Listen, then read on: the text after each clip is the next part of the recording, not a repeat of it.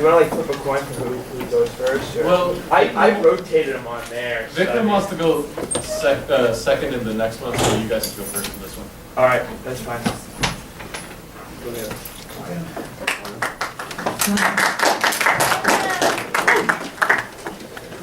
Okay, so the question for this round, and just so you guys, you know the rules, I assume, 1.5 minutes for opening statements, 5 minutes of debate, minute close, and then question and answers. If you start to go over time, I will punch you. So, you don't like it. All right, so the first question is, the Keystone XL pipeline was recently rejected by President Obama and has caused outrage among Republicans and even led to threatening remarks by Canadian Prime Minister Stephen Harper. Was President Obama right to reject the deal, or does the pipeline serve as an important step towards energy independence? Will? Thank you. Keystone XL Pipeline is an essential part of America's long-term energy security. With widespread political instability around the world, America needs reliable access to oil and natural gas here in the Western Hemisphere. By moving forward the construction of the Keystone Pipeline, we can help reduce our dependence on OPEC nations and create between 15 and 20,000 good American jobs. President Obama's decision to delay the pipeline is just another example of political pandering to base environmental activists. The pipeline is clearly in America's best interest. Upon its completion, it will carry more than 700,000 barrel of oils per day from Canada to our refineries down in Houston, Texas, and Port Arthur, Louisiana, providing energy and jobs for decades to come. And most importantly, it will reduce our dependence on oil from Saudi Arabia and Venezuela, which each provide us with 1 million barrels of oil per day. And now let's consider the campaign promise of our current president. When campaigning in 2008, then Senator Obama promised to use the full resources of the federal government and private sector to eliminate the need for oil from the entire Middle East within 10 years. Well, here's his chance to do it. And he decided to cater to his campaign donor to San Francisco, rather than side with the American people and American jobs. The Obama administration's decision to block the pipeline is possibly the lowest point in his presidency. This has wide bipartisan support, and it's a clear-cut decision. And if he's so concerned with stimulus packages, here's one in the private sector that can create jobs. Hi everybody, thanks for coming out. This is a really important topic, and President Obama is correctly blocking this legislation extending the Keystone Pipeline. It's correct because, unlike what my Republican friend tells you, it actually won't help reduce our dependence on foreign oil. It won't create jobs in the United States, and it won't lower the price of gas that you have to put in your car. Here are the facts. Firstly, the Keystone Pipeline would not have decreased our dependence on foreign oil because the oil was never destined for U.S. markets. The vast majority of the oil companies that will receive oil on the American end of the pipeline have stated that they will export their oil for increased profits. Secondly, it would not have decreased American gas prices. With this permit that the president is blocking, TransCanada, the company building the pipeline, would have been able to drain oil reserves in the Midwest of the United States and would have been able to export that oil as well. TransCanada has stated that this will increase oil prices in the United States, especially in the already struggling Midwest.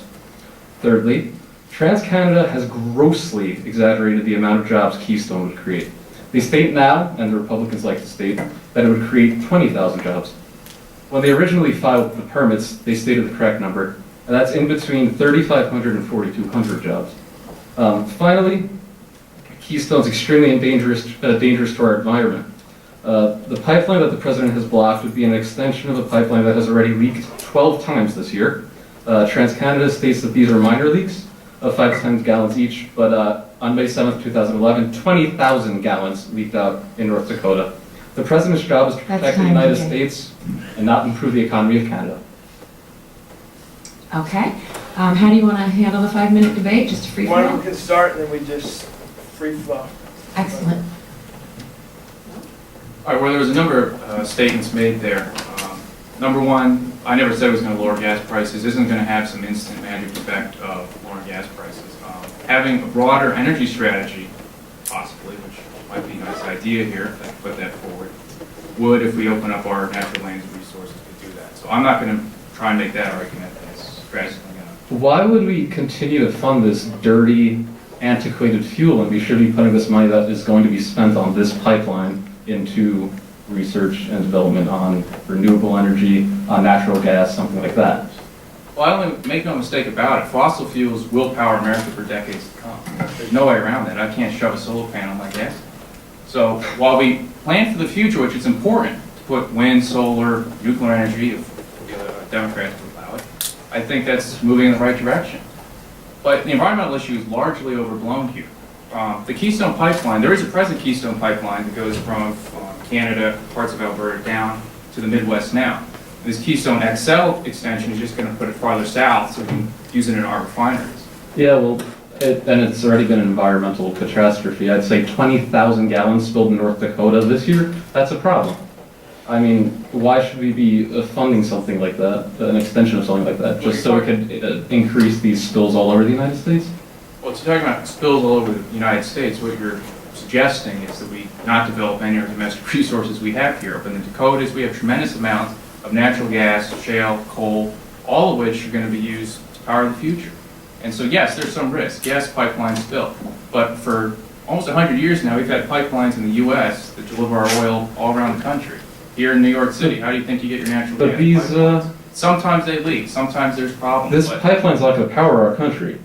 Every single company that is going to get the oil that's coming from into Port Arthur already has stated that the majority of this oil will not go into the United States. TransCanada's CEO during their conference already stated that most of this oil is going to be exported out of the United States. It's a big lie that they're going to be pushing oil in this country. The only economy that this is going to help is the economy of the oil companies, which already get enough help from the government. So we should not develop our resources here. We shouldn't use anything. We shouldn't develop it by Keystone. Go Keystone. to China. That's what you're saying, because this is going to go west of Vancouver, be shipped to Asia, and not go through our refineries. That's the only other. Enough of our oil comes from Canada already. It is. They're our #1 supplier right now. Exactly. Canadian oil. So we're going to have a Canadian company develop this pipeline to exploit American resources. Exploit American resources. They're going to be able to take the oil that's under the Midwest. It's already part of the permit, and they're going to be able to export it as they see fit. That's exploiting American resources. I want to defend America. He wants to defend Canada, which is very odd for the Republican Party, let me say. I don't think we're defending Canada. I mean, the point is, Well, TransCanada is the company. there's tens of It sounds like a thousands Canadian of jobs company to me. connected to American energy here in Louisiana, 3,500. in Texas, and never mind the 10, 15,000 they're going to be created by building this pipeline. There's no reason. I don't know. why- TransCanada says it's more like 3,500 to 4,200. I mean, there's 3.5 hours ago, there was a vote in the Senate that only failed by 4 votes to push this through. It says bipartisan support, senators out in the Midwest, in their states. The Iraq War had bipartisan support too. Do you think that was a good idea? Oh, Jesus.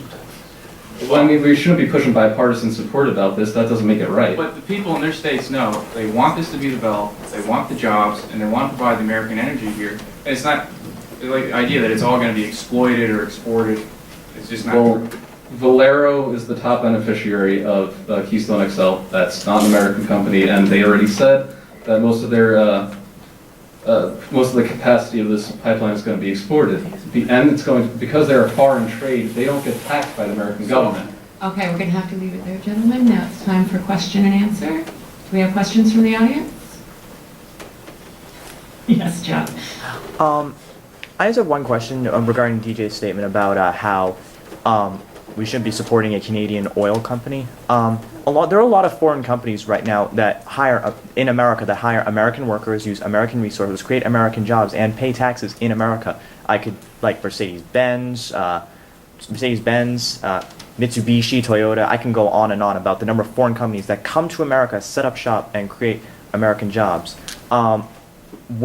If they're hiring, if a company is hiring Americans using American resources, doesn't that not stimulate the economy, even if it is a foreign company?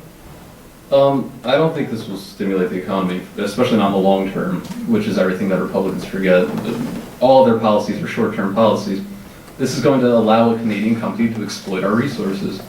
But still hire American workers. 3,500 people, is that worth exploiting all of our oil? Well, 3,500 is greater than 0. But why don't we use an American company to do this if it's such a big matter? Or why don't we have an American company research new fuels, new energy technologies? Why is the government spending money on this? Why is the government going to allow them to exploit our land? It's a Canadian company, it shouldn't be doing that. Next question? Yeah, TW. Bill Clinton said last week that he believes the president should accept the fact that the Keystone Pipeline is necessary. Stephen Harper 2 weeks ago said that any oil that would be going to America will be going to Mexico if the Keystone Pipeline isn't built. President Obama ran on that there is no silver bullet of energy independence, and everything that we have in this country ought to be used to lower energy prices for everyday Americans to ease into the transition of alternative fuels. Is this not going in stark contrast to what the president campaigned on, what Bill Clinton is saying, and what Stephen Harper, Prime Minister of Canada, is telling us will happen? I don't know when we started caring what the Prime Minister of Canada has to say about our economy, but I think that this is just a Republican red herring to aid the oil companies.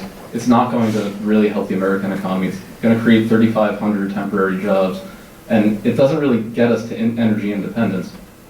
If we want to lower the oil prices, if we want to create competition in the oil companies, if we want to create competition in the energy sector, we should stop sending $40 billion in subsidies to the oil companies, on top of them not having to pay taxes because they get huge tax breaks. That's what's going to get us in energy independence that President Obama promised, not furthering Shell or Valero. More questions? Yeah, Eric. There was a discrepancy between the number of potential jobs listed in the permit and what's being sent now, 3,500 to 10,000.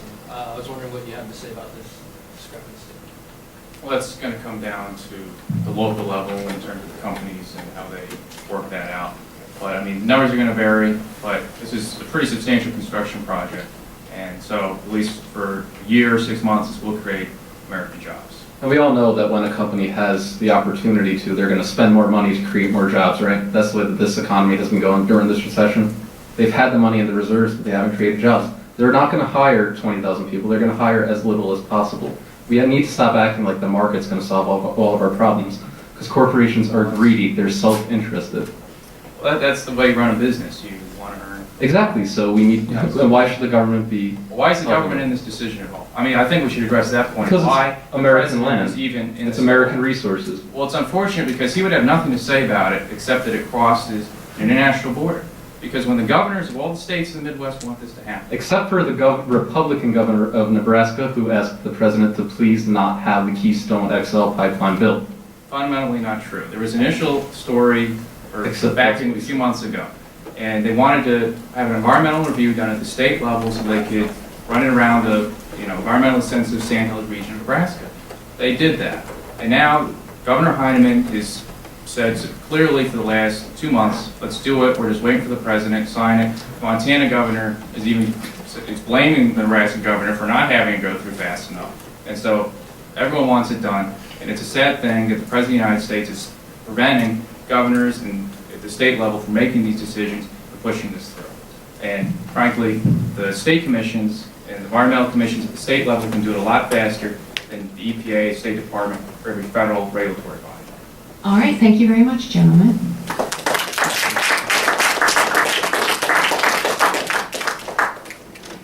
Now, Eric and Vikram.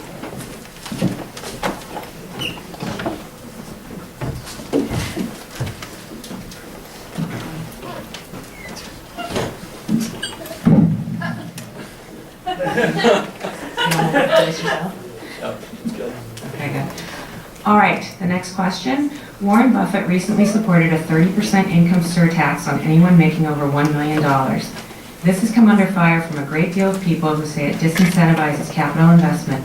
What are your thoughts on the plan? Will it help in the march towards solving our debt crisis? And I guess we're going with Eric first. Yeah. The Buffett rule is a proposal based on basic fairness. Under the Paying a Fair Share Act of 2012, it would entail a minimum effective tax rate of 30% for all those making over $1 million a year. This plan would ensure that American millionaires pay as large a share of their income as middle and working class Americans. The economic crisis in America has been a time of hardship for all citizens. However, it can also serve as a catalyst for change. The Buffett rule would ask those who have flourished in our country to give back to the system that ensured their prosperity. For the second time in this school year, I'm debating about Barack Obama's plan to tax rich people. First, it was the American Jobs Act, where the $447 billion stimulus would have to, according to the Democratic Party agenda, be funded by rich people only.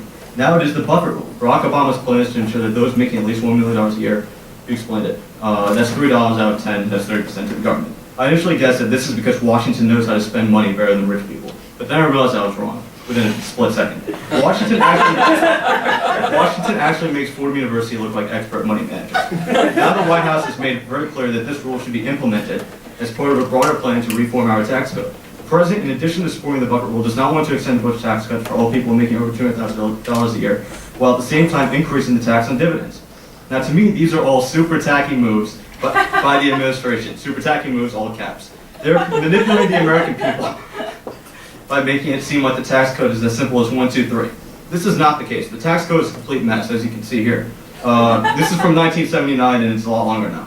I believe that the members of the Republican Party truly love the United States, and the members of the Democratic Party who truly love the United States agree that Washington folks unnecessarily rewarding corporations in order to help themselves get reelected is wrong. But the current tax code, as can be seen, lends itself to this. As can be seen, the tax lawyers are hired simply to help corporations manipulate the tax code as much as possible. Washington folks know that nobody will take the time to read the tax code, so it presents an easy way to help certain corporations that will later help the Washington folks keep their job. This is disgusting. The president's focus should not be on taxing rich people. It should be on overhauling the whole system. He can do that. He's the president. The president has a lot of power in our era. He has to take charge. If he wants to do it, he can have it. All right. I didn't realize props were part of the debate here, but well done. Okay, go to it. Eric, do you want to start? Okay, just fundamentally, I want to say it's about income inequality in this past recession has grown. The rich are getting richer, the poor are getting poorer. The Congressional Research Service found that 250,000 millionaires right now don't pay enough in federal taxes to satisfy this buffer rule, which is 30% of $1 million. No one's starving because they only have $700,000 to live on a year. Well, yeah, I agree. I mean, in a recession, there's going to be more income inequality. That's why you don't want to have a recession. So what the president and what Washington should do is, since Washington has so much power now, the ball's in their court. They need to put in place policies that will grow the economy, and then that's taking care of income inequality in a way, in the right way, and then let the states take care of, well, that's theoretical stuff. But so the way you should grow the economy is lower the taxes even more, reduce regulations, grow jobs. I talked about the tax lawyers in my opening speech. I mean, these are intelligent people who, what they're doing for society is helping corporations not give money back to Washington. But if you make this about 99% shorter, you can get rid of the tax lawyer. Not get rid. I mean, you still have tax lawyers, but many of those intelligent people can do something else for the economy that is much better and much more useful for normal people, and will potentially create jobs and hopefully alleviate income inequality at the workers. So I think that's the difference between the two parties. Income inequality for the Democrats has to be through taxes. I believe taxes are too high. To me, 30% is, I mean, why should you have to give 30%? I mean, just in theory, to Washington, which, as I said before, they don't have to spend that money. Okay, there's 2 points I'd like to address there. The most conservative estimate given by a conservative think tank would be that this rule change would result in $36.7 billion per year in additional revenue. We have a $1.5 trillion deficit right now in the federal government. The only way to overcome this deficit is by increasing tax revenue. And as for job creation,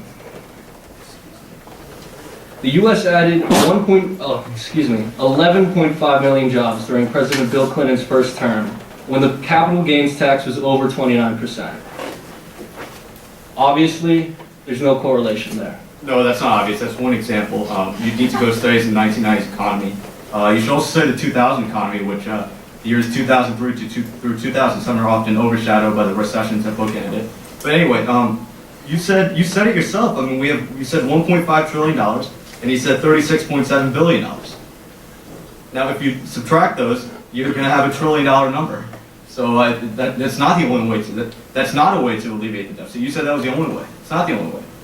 The only way is to make Washington have less power, because clearly If you give them a little bit of power, they exploit it, and you have things like this, and you have things like that, and you have, I mean, seriously, if you turn on C-SPAN or C-SPAN 2, you can listen to either party. They don't care about cutting spending.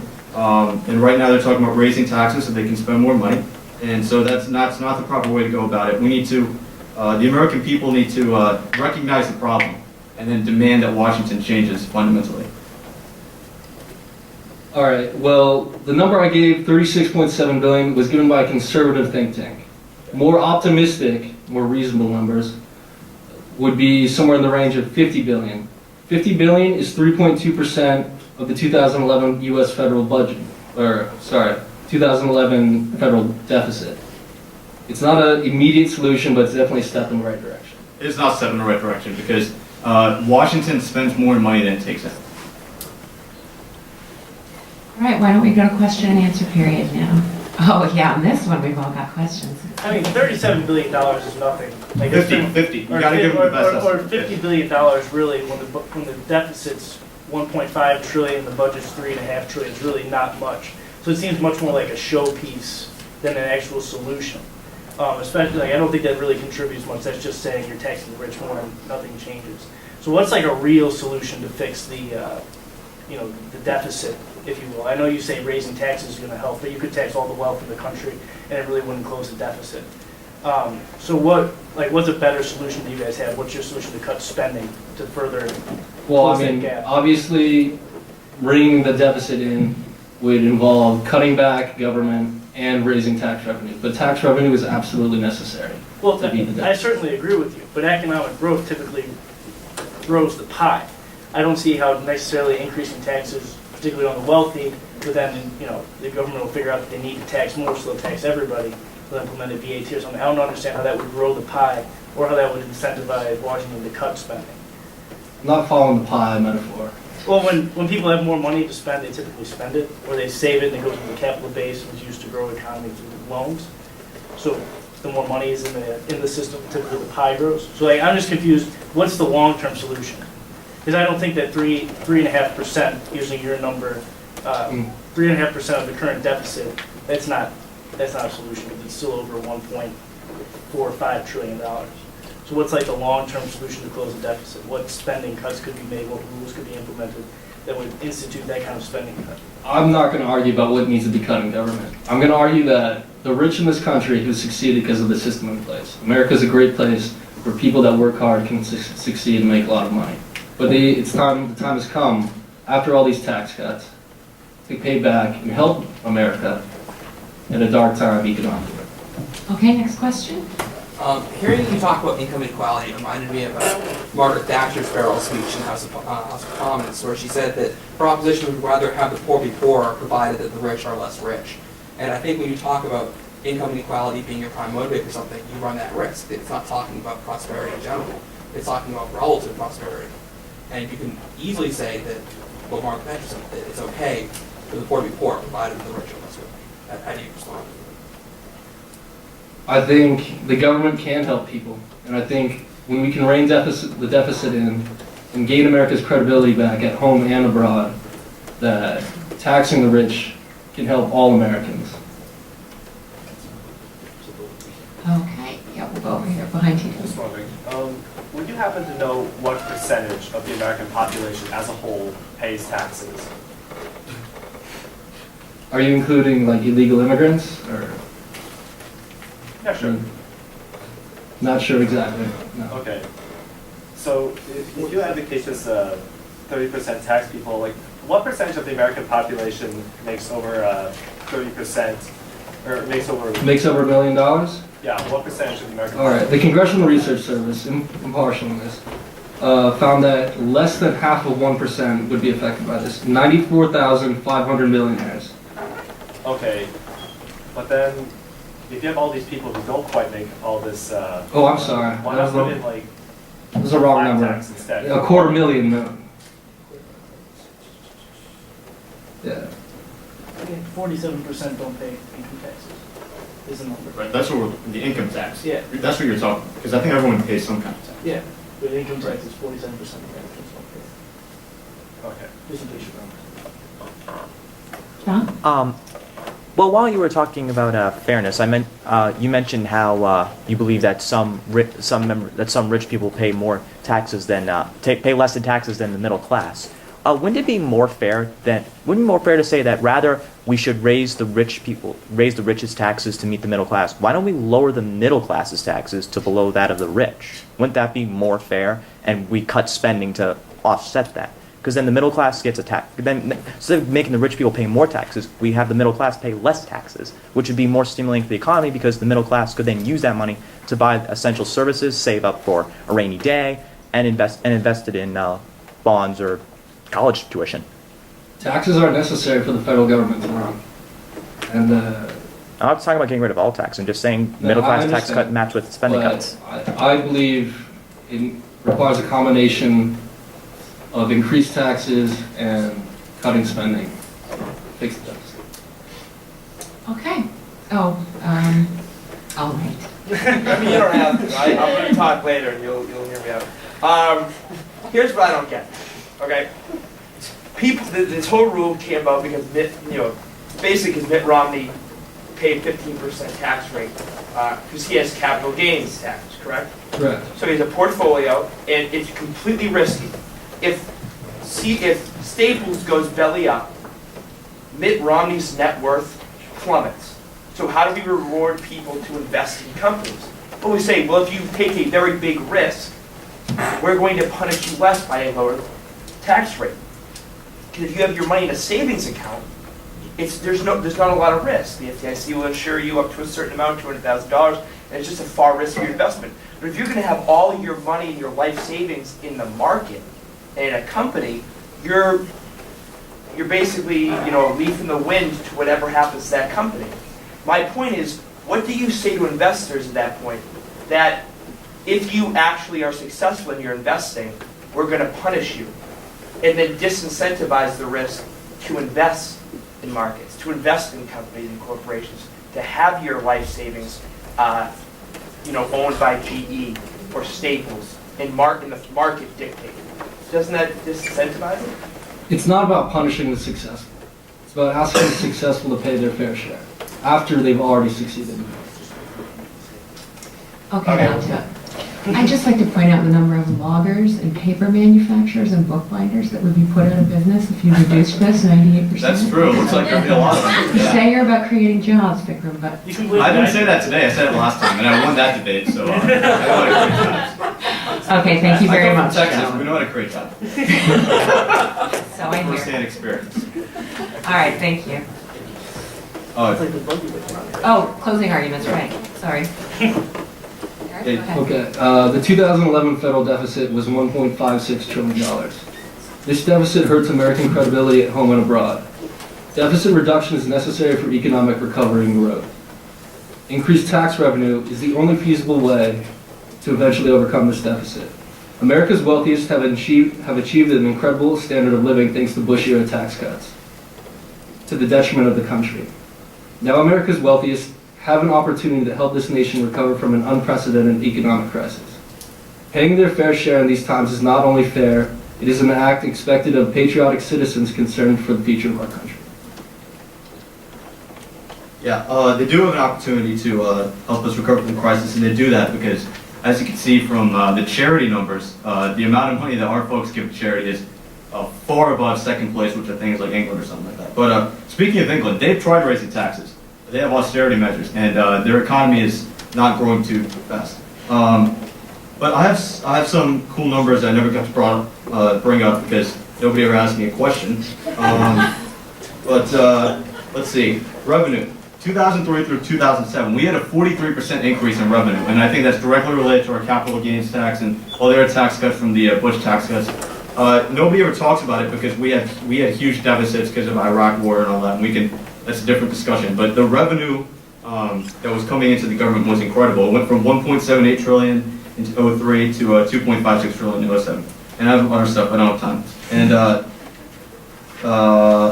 so instead of relying on the leadership in Washington, the American people need to forget the Buffett rule, look at more sensible ways of reducing income inequality and closing our deficits, and unite against Washington nonsense and demand that the tax code is reformed by becoming simpler, more understandable, and less loophole-ridden. Thank you very much. Sorry.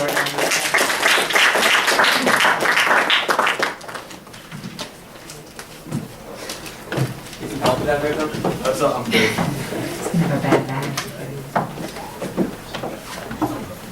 So Brian and Rebecca?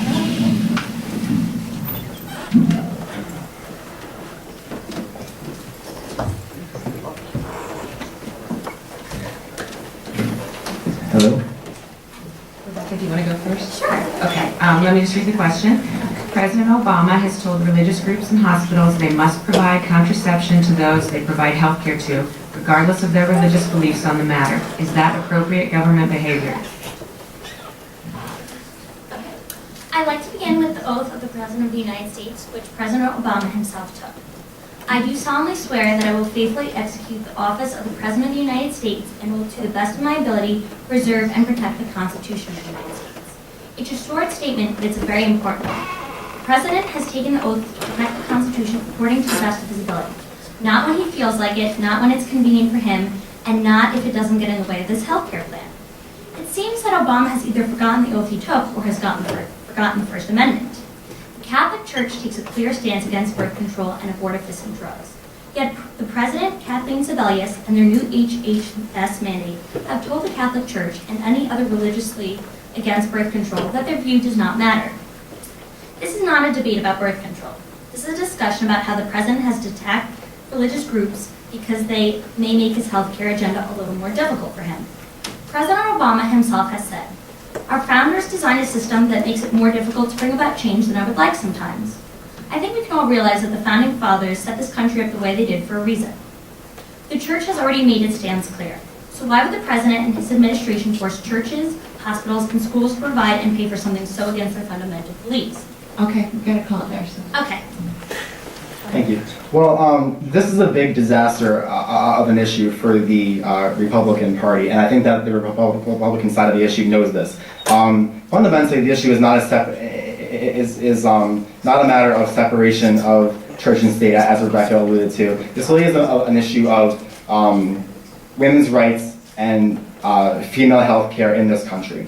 What the current Obama administration policy acknowledges is that employers are not doctors, and they should not be treated as such, or the vast majority of employers are not doctors. For example, Fordham, as a Catholic institution, under the opposing side's logic, might have a problem with their female employees seeking birth control, seeking contraception for very legitimate medical reasons. But the fact of the matter is, again, they are not doctors and they are not qualified to make that kind of determination. Now, we have probably all heard about this woman, Sandra Fluke, who testified before Congress a couple weeks ago. I'm sure you guys all heard Rush Limbaugh's very endearing comments about her. But essentially what she was saying was one of her colleagues at law school needed birth control, not so that she could have rampant sexual intercourse at her leisure, but because she had a serious medical condition that the birth control pill would have prevented. And because her... Rebecca, I'm sorry, I cut you off a little bit too early. I was going 1 minute, so to start, I'm clearly not qualified for this job. So to go ahead and start the 5 minutes, why don't you finish up what you're going to say, and then we'll start it from there. That is unless Obama is going to war against the church. What is at stake here is for these institutions to be closed as a result of having to compromise their beliefs. Is Obama trying to alienate and lose a whole block of voters here? Why else would he so pointedly be oppressing organized religion? The bishops of this country and other religious leaders have made their complaints known, but the president either discredits or ignores them. Even still, Cardinal Dolan has let it known that the president, as sort of compromises, has set up meetings to iron out the wrinkles of this issue. And what it turns out to be is that the president is lecturing Catholic bishops about their own religion. This is a president who is very much so trying to take control of the church. That's really not true, though, because what the current Obama administration policy says is that if you are a particular employer who doesn't agree with certain medical coverage provided to your employees, then you're not required to pay for it. So Barack Obama isn't telling churches to use their collection money to buy women condoms. They're giving certain employers with particular perspectives and views on this issue to allow their insurance companies to pay for it instead. So it really is not correct or fair for the opposition to say that this is Barack Obama going in and telling churches what to do. The fact of the matter is, if you are an employee in the United States, then you have certain rights, regardless of the particular disposition or beliefs of your employer. Women don't lose their right to their medical coverage in consultation with their own physician just because they happen to work for a group that might not agree that doctors are more qualified to make medical decisions than religious leaders. It's not that the church is trying to be a doctor. The church has a very clear stance against birth control for religious reasons. And so it's not just a women's rights issue, because that's what it's being dressed up to be. Birth control, you can still get it for free. They have Planned Parenthood clinics, they have many other clinics. You can acquire birth control and many forms of it very inexpensively at a drugstore. And to kind of refer to this compromise here, churches and institutions and hospitals still have to tell their employers, here's where you can go to have something done that I don't agree with. So I don't think it's a women's rights issue, and women are not being denied birth control. They're not being denied their rights. So why does the church have to be denied the right that they believe, their rights that they believe birth control is not necessary? Well, you're right. They're not telling anyone that they can't have birth control. You're right. Right now that isn't happening because the Obama administration has the backbone and the dignity to understand that this is a legitimate women's rights issue. But what's at stake here is the fact that if a woman and her doctor both come to the determination that that person needs certain forms of birth control for legitimate medical reasons, and again, I want to bring up the particular case of Sandra Fluke's colleague who developed an ovarian cyst because she could not afford to pay for the birth control pill. That's a very serious concern, and that's not like the Republican side likes to twist this as it's about passing out condoms and it's about people having sex without being open to procreation, which is the church's position, and no one's denying that that's a valid religious belief. What we are saying, though, is that, again, if you work in this country, you have the right to certain medical benefits from your insurance company. And it really shouldn't matter what your employer thinks, regardless of who your employer is, because you're still a person with rights in this country. I'm not denying that an ovarian cyst isn't a serious medical problem, but why would that have to be provided by an employer when birth control is it's easy to acquire in this country? No one is telling them you can't have birth control for that issue. Their church is just saying, let us stay out of this because this is our belief system. And that's what President Obama's policy does. President Obama's policy says if you have a moral or a religious problem with certain health care that your employers might get, you're not required to pay for it. That's the role of the insurance company. So again, we're not talking about forcing churches or forcing religious organizations to do anything here. All we're saying is that the health care that's provided to their employees must include things that cover legitimate medical things such as birth control. It's a very serious matter when you're a woman and your estrogen levels have to be in a certain configuration. I'm not a physician, obviously, as you can tell by what I just said, but the fact of the matter is birth control is not free. It's not easily accessible. I mean, I've never taken the pill. I don't have any reason to know how much the birth control pill costs. But to me, it's a little absurd to say that healthcare is easily accessible, at least in terms of the birth control pill. Well, just acquiring this birth control, would you say it trumps freedom of religion? No, because we're not making any religious determination here. It doesn't matter what your religious views are or what your religious views of your employer are. If you work in this country and you have health insurance, your employer shouldn't be able to go in there and say, oh, no, I've got a really big problem with you accessing birth control, so you're not allowed to have that. Let's take it one step further. What if I have some crazy religion, which is no less valid than Christianity's, where I think that women who give birth shouldn't be allowed to have epidurals? Does that mean that suddenly you're not allowed to have that from your health insurance provider just because it's my religious belief? We have to take this to the most extreme level possible, because it really is a slippery slope. When employers who are not qualified to make medical determinations do so, that puts not only women, but all workers in this country in a very precarious situation. And Barack Obama's administration realizes that, and they should be commended for standing up for the rights of all Americans, including women. But they're not making a medical determination, they're being in touch with their beliefs. They're making sure that they don't have to compromise their conscience. They're being in touch. I hate to cut this off because Lord knows what's coming next, but I got the order wrong last time on the closing statements and stuff, so go ahead and do your closing statements now. That is written wrong. Oh, it is written question wrong. First, yeah, So I it's was on me. actually right. You were right, you were right. That's why I didn't stop you before. I thought it was to not embarrass me. No, absolutely not. All right, you wouldn't do that. Okay, Rebecca, or let's go Q&A, sorry. Let's get some people who haven't been involved already. Okay, DJ. Bill on what Brian said, what if my employer was a Christian Scientist who believes that no medical practices are valid or that you should get prayed over to cure your illness?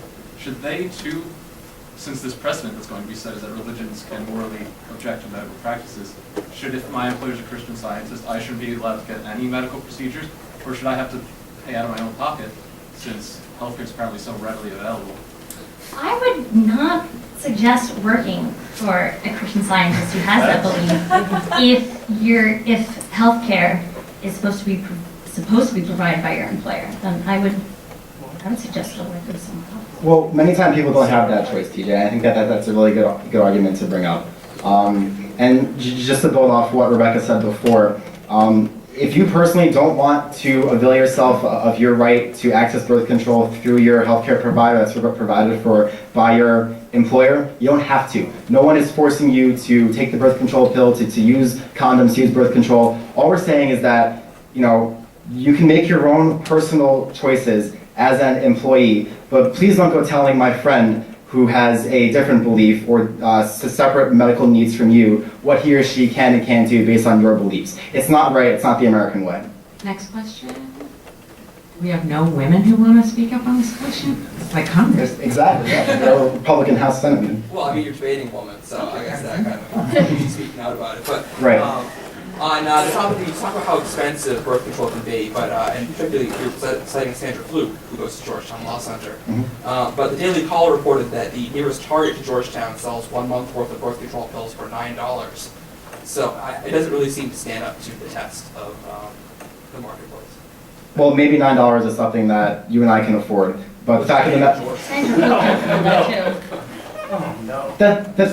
that's an irrelevant issue because what you're saying is that just because something is inexpensive in one particular area doesn't mean that all Americans in all situations of all levels of income should have the same right to access health care. I don't care where you go, I don't care how much it costs, I don't care if it's free. The fact of the matter is your employer has absolutely no right to step in between what you and your doctors say. And that's something that a lot of conservatives have a problem with. Like whenever we hear talk about healthcare, it's always, oh, well, we don't want the government stepping in between people and their doctors. That's exactly what's happening here, but the conservative side miraculously seems to have the opposite perspective.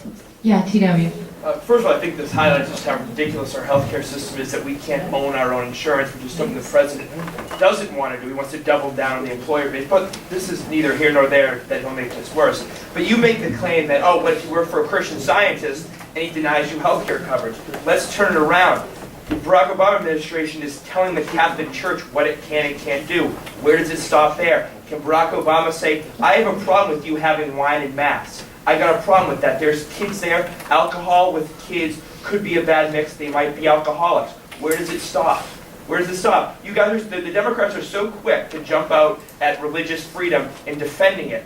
But how quickly that goes away when something like this happens. Very, to me, you can spin it either way. And to me, this is a religious issue because you're telling Catholics, who, by the way, let me quick note, they said they will close down Catholic hospitals if this stands up. So you're willing to close Catholic hospitals all across the country, just as they did when gay marriage was approved in Massachusetts, and they shut down the biggest adoption provider in the state, shut it down. They shut it down. You're willing to do that because you believe that a religion cannot decide for itself what it believes and what it doesn't believe. First of all, I never argued that we should be closing down Catholic hospitals. They will. But I mentioned that's They at will stake do here. But please don't put words in my mouth. I never said that before. But they will. I didn't say you did. This is not a matter of religion. It really is not. Because what we're arguing is, what if an employer believes something? Should that have any bearing on what their employees get from their health care coverage? So what if I'm a small business owner that it has nothing to do with religion at all, but I just happen to believe that contraception is immoral? That's maybe a perfectly valid religious belief, but just because I'm not a religious organization does not mean that I have any more right than the church to intervene in healthcare. Let me finish. So,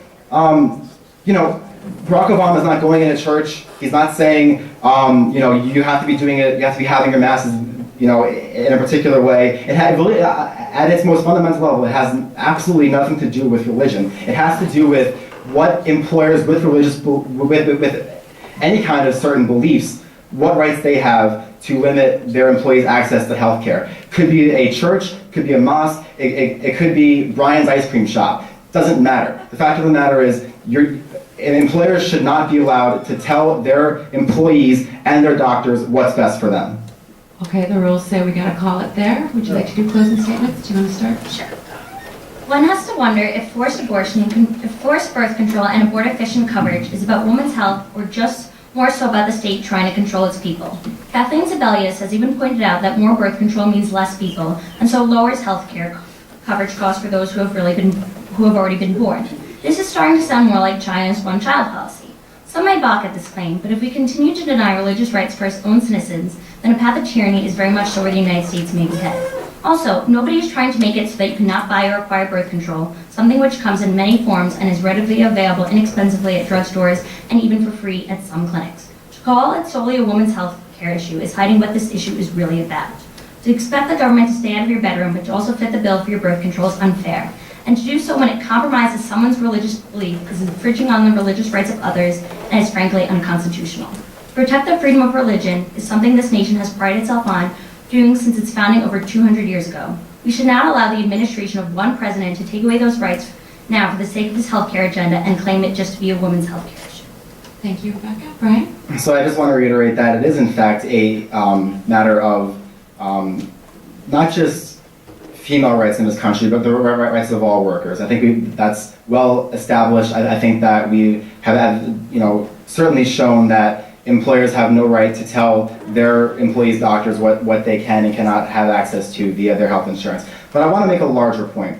This issue really is a distraction on the part of the National Republican Party. And it really speaks to the selective conservative outrage when it comes to social issues, particularly issues of separation of church and state.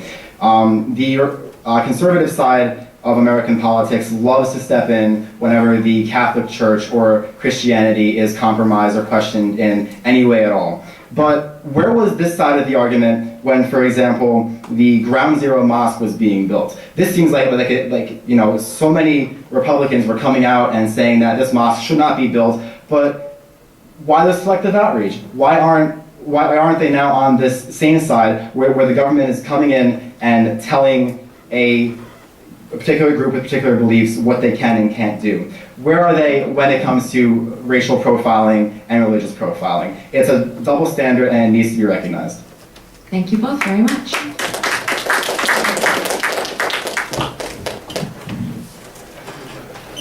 Now it's the all initials debate between TW and DJ.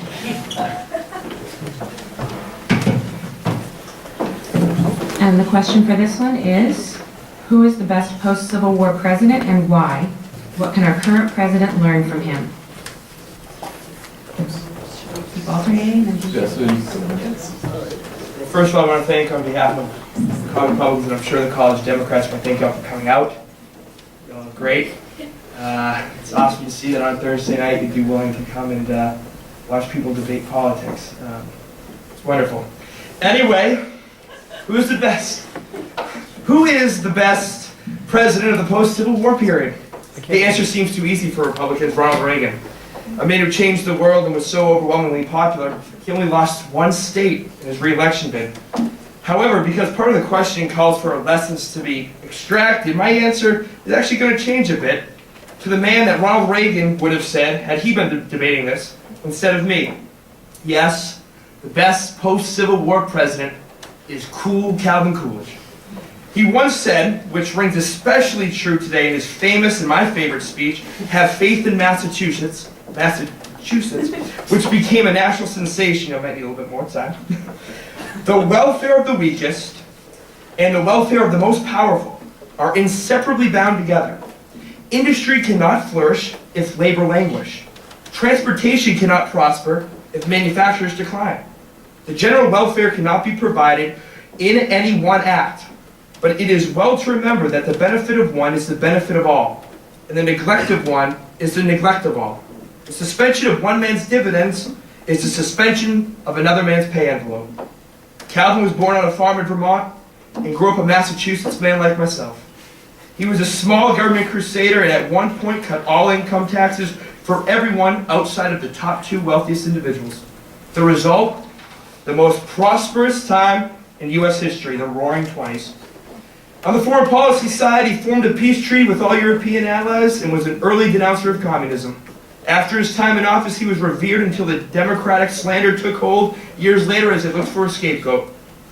You see, history sets a precedent for success, and Barack Obama would do well to remember that. Small government equals big freedom, and big freedom equals big responsibility, but big opportunity. The longer we continue down the Obama path of big government and big regulation, the further we head toward a decrease in our freedoms and eventually a useless economic structure. So let's stay cool with Calvin Coolidge, as his old campaign motto used to state, and return to policies that create an economic boom, not bust. Thank you. Thank you. Hello again. Luckily, I was prepared for this. For some reason, I knew that TW was going to pick Calvin Coolidge. I'll be arguing that our greatest president since the Civil War, and indeed our greatest president in the history of our nation, was the 32nd president, Franklin Delano Roosevelt. President Roosevelt led us through World War II, he led us through the Great Depression, and into a brighter future through his domestic and foreign policies. Following the disastrous presidencies of Warren Harding, Calvin Coolidge, and Herbert Hoover, President Roosevelt inherited the greatest economic collapse that our nation has ever seen. And he had to get us out of it. During his first 100 days, President Roosevelt set out on an ambitious agenda to provide immediate relief to the victims of the trickle-down economic policies that had failed the nation. Roosevelt sent more bills to Congress in his first 100 days than any president in history, and most of them passed. The key bills that passed around this time include the Glass-Steagall Act, which formed the FDIC. He suspended the antiquated gold standard. He created the Resettlement Administration for the rural poor, the Rural Electrification Association, the Tennessee Valley Authority, Farm Security Act, the Federal Emergency Relief Act, the Civilian Conservation Corps, and most importantly for many members of the Fordham community, he repealed Prohibition, all in 100 days. During the middle 1930s, he would go on to create the National Recovery Administration, the Public Works Administration, and would create housing agencies to help those in need of shelter. Between the day that FDR took office in 1937, over 7 million people found work, GDP increased by about $500 billion, the real national product increased by 30%, up to 1929 levels. The most important thing he did during this time was to create Social Security, which prevented the elderly from having to be in poverty. President Roosevelt also worked with Churchill leading up to World War II to aid Europe in their fight against Hitler, even though Republicans in Congress wouldn't allow it. After 1941, when the Japanese attacked our nation, Roosevelt boldly led our nation through World War II and made sure that our nation bettered itself economically and militarily. President Roosevelt died in 1945. Our nation was lost. It lost its greatest leader, who had given more to this country than any man other than maybe Lincoln and Washington. Without him, I don't know where we would be. Okay, now we have 10 minutes of debate. Yeah, well, I will not debate FDR as a bad wartime president. In terms of, he was a good military leader, I think, and he brought us through those times. He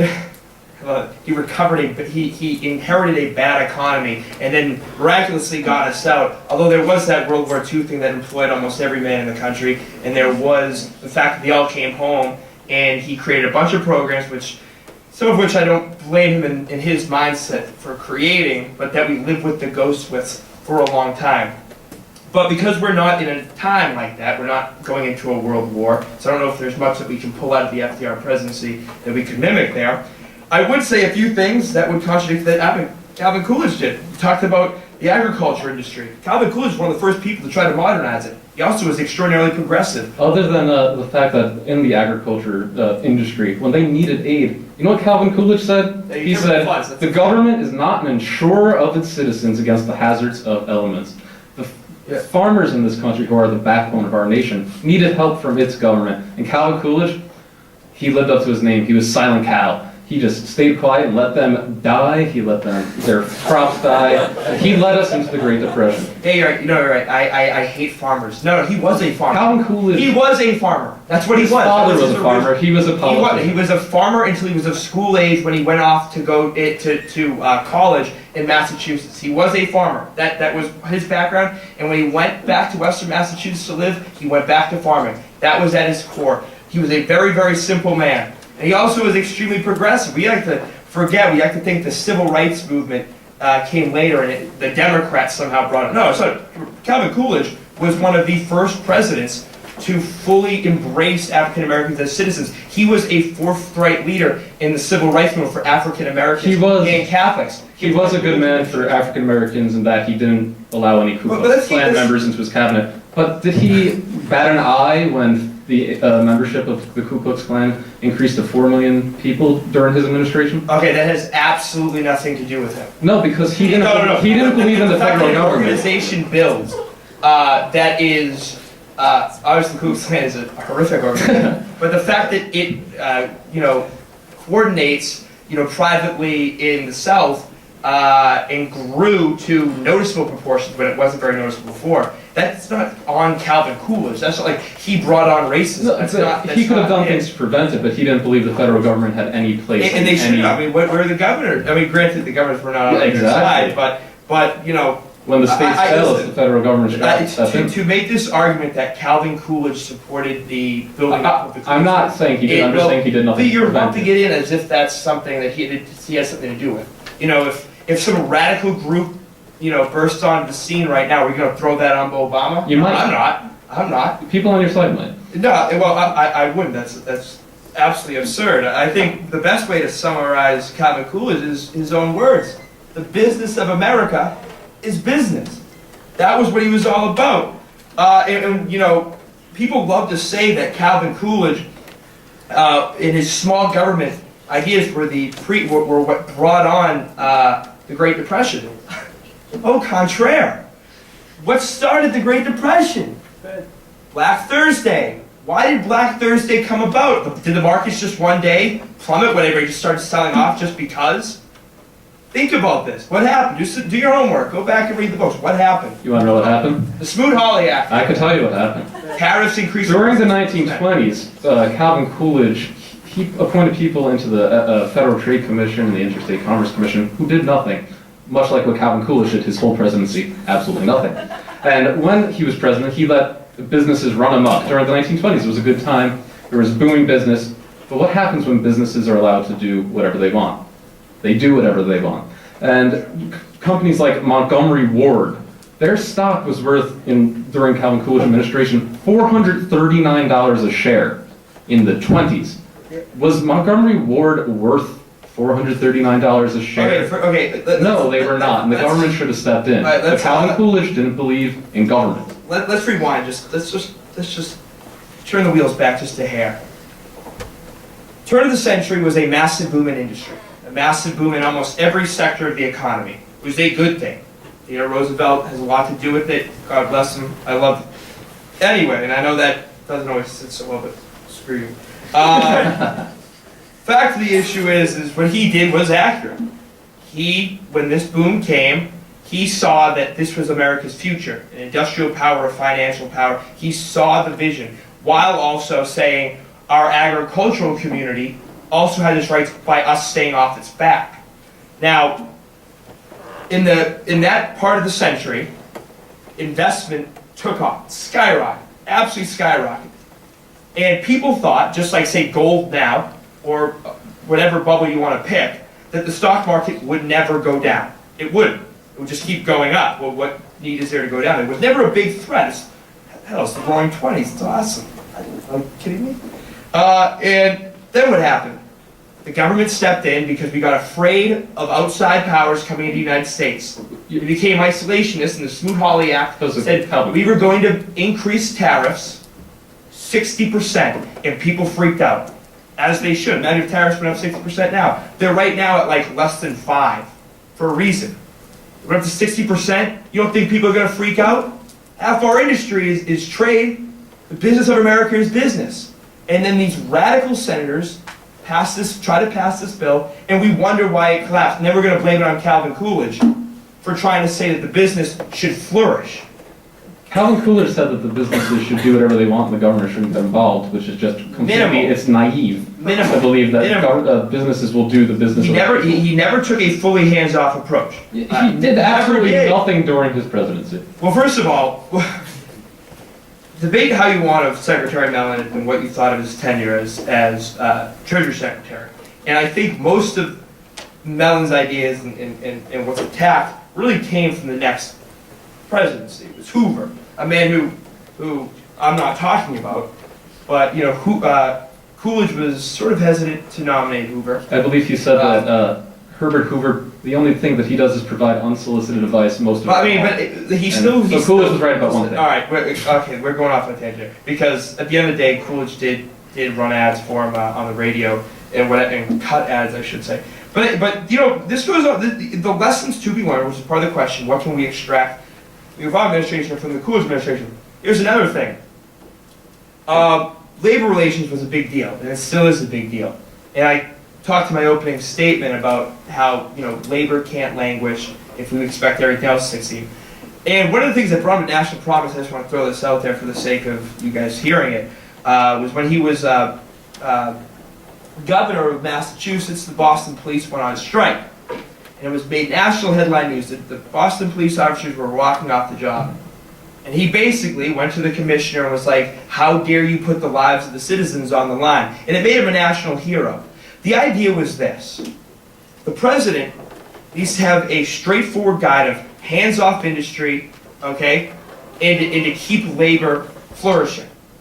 And I think he did both very, very well by his demeanor and by his outlook and his straightforwardness. In fact, he knew where he was going. This president, I believe there's none of the qualities that... He would be completely wrong to follow Calvin Coolidge. President Obama inherited a recession, which is why he should follow President Roosevelt. Why should you follow someone who was during this... World War III? But the economy was increasing during the 30s, even before the buildup of World War II. We didn't get into World War II until 1941. Why wouldn't you want to mimic the man who created the most prosperous time in American history? He did. Nobody paid This taxes. is what I said last, 30 minutes ago? You guys on the right, only have these short-term solutions. Yeah, Calvin Coolidge created this huge boom for 10 years that created a bust. Ronald Reagan created a huge boom during... How are you going to bring up long-term problems when you're talking about FDR?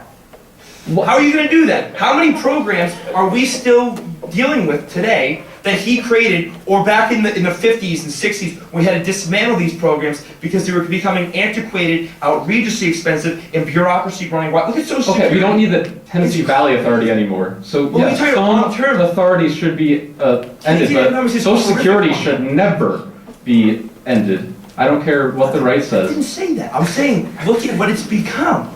No, okay, on that note, third rail of politics. Let's see, who wants a piece of this?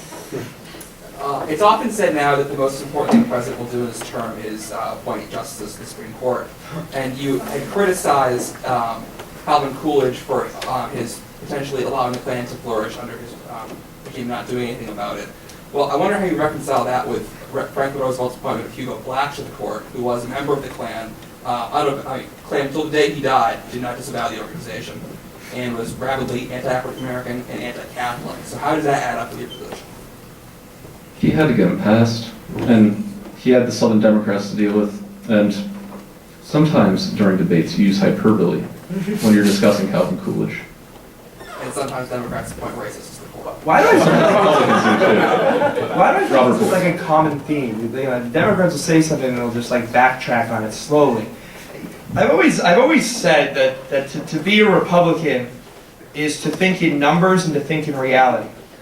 And this is sort of one of those things. You know, you'll say something that sounds great, and then when it's proven to be absolutely insolvent and doesn't make a Well, it's not insolvent. He did. we like to go back. He on. did not do anything to really help the Klan, but I can't defend. So we have a man. So we have a man. I can't defend Franklin Roosevelt for appointing Hugo Black, who not only was a racist, but was really just a thorn in the side of Democratic presidents throughout his whole tenure. Hugo Black was. I don't know. Just to me, it's like Democrats love to have it both ways, and life doesn't work that way. John. Well, my question is a two-parter. My question's a two-parter. The first. Oh, okay. Okay. I think it's a Jimmy Carter for some reason. I was like, what is he coming up for? Okay. Well, the first question is, you mentioned about how you railed on Calvin Coolidge for supposedly, quote, doing nothing for farmers. Yet one of FDR's policies in the Agricultural Adjustment Act was that he was paying farmers to literally slaughter their cattle and burn crops so they could artificially raise the prices of bread and food when there were millions of people in the cities and all across the country that were starving. How is raising food prices to stabilize the economy on the backs of the starving poor any better than saying that the government can't control the weather? He was not raising food prices on the back of the poor. Franklin Roosevelt did more during his administration than I would say any president for the poor. Then why was he paying farmers to not grow food and not raise farmers cattle? Were a large portion of farmers were a large portion of the poor. So as their prices increased, they were getting more money. I'd say that's better. That's helping the farmers more than letting their crops die and not helping them during floods. No, what he was trying to do is it's like hurricane control the market. Okay, trying to control the market, keep prices relatively the same and predictable.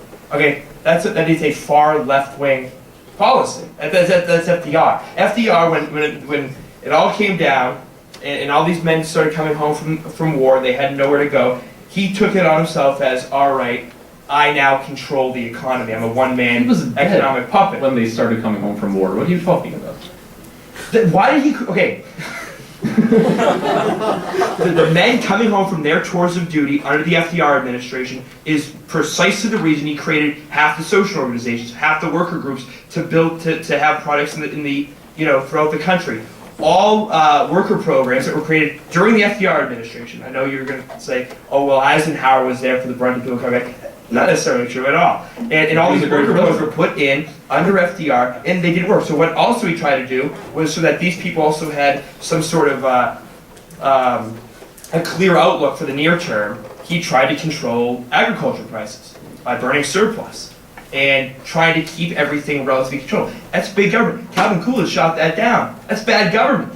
People wanted them to buy the government to buy grain in times of surplus and sell it back in times of drought. And he said, that's the government interfering in the marketplace. That's absurd. And the government should interfere in the marketplace when it needs to, which Calvin Coolidge doesn't understand. Well, we have a question? I believe you brought up a point during the 1930s that the idea for Social Security was spawned during FDR's administration.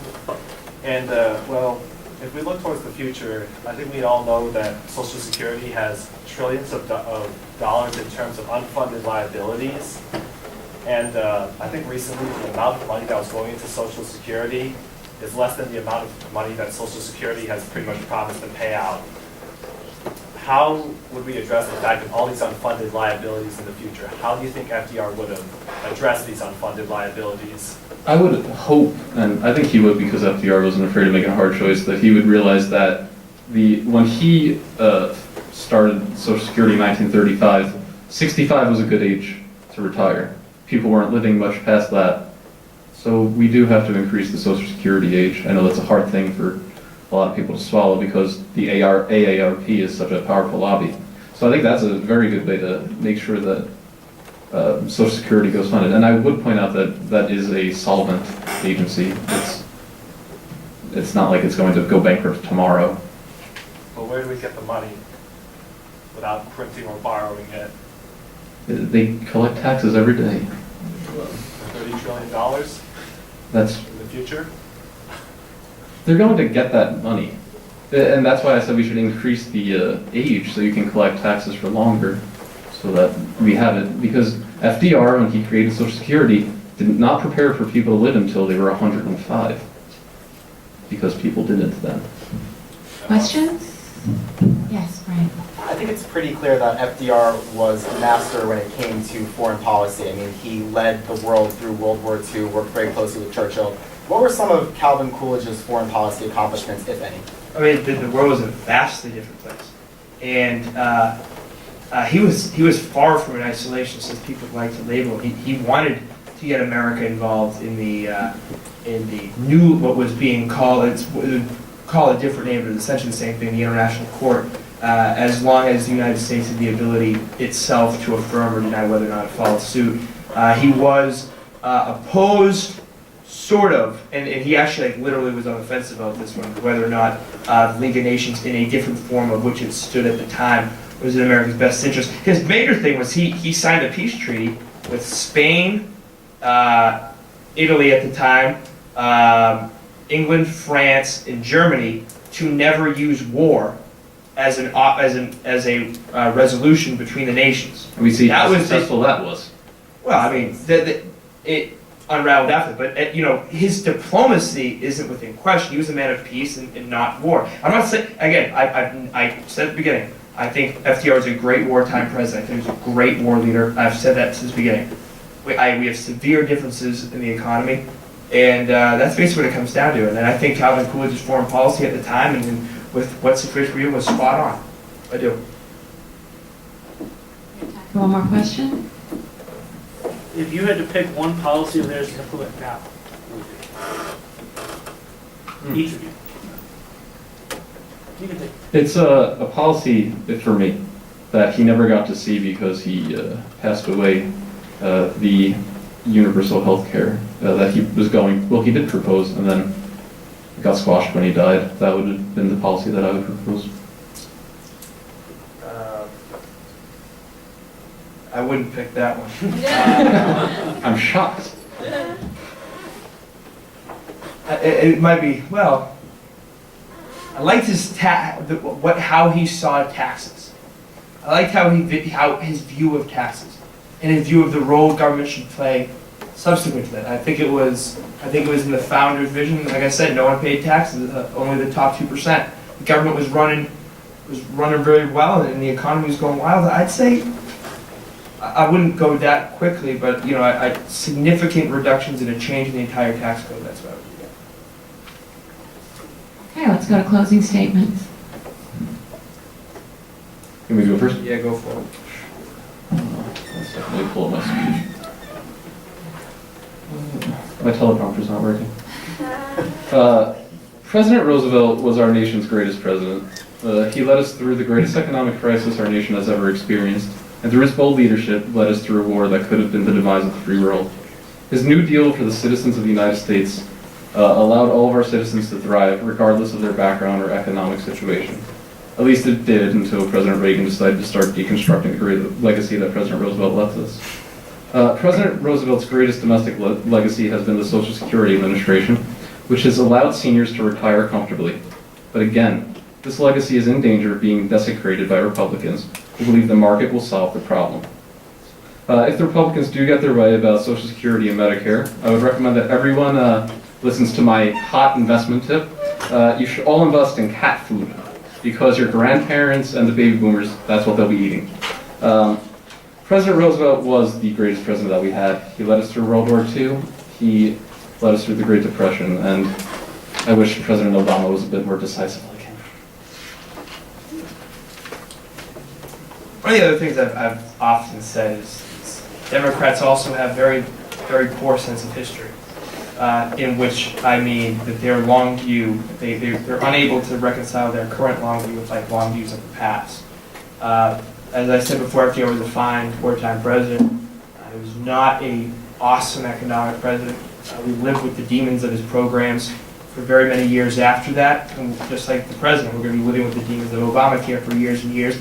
And when my kids are my age, we're going to be talking about, all the mistakes that Barack Obama made doing this. But Beside the point, Common Coolidge was a man who believed the markets ruled and that the private citizens could handle their money better than the federal government. And he made sure and he acted decisively in that. And what happened? History tells you you're at the most successful period in United States history. It wasn't until big government people stepped in and wanted to put a 60% tariff that people freaked out and it all went to, didn't do well. Yeah, we got to go back to those policies: small government, big freedom, big responsibility. It'll get us on the right track. And I wish we had a Common Coolidge run. Thank you, gentlemen. Thank you all for coming. I hope everyone has a great spring break. And keep in mind that we covered elderly people eating cat food tonight.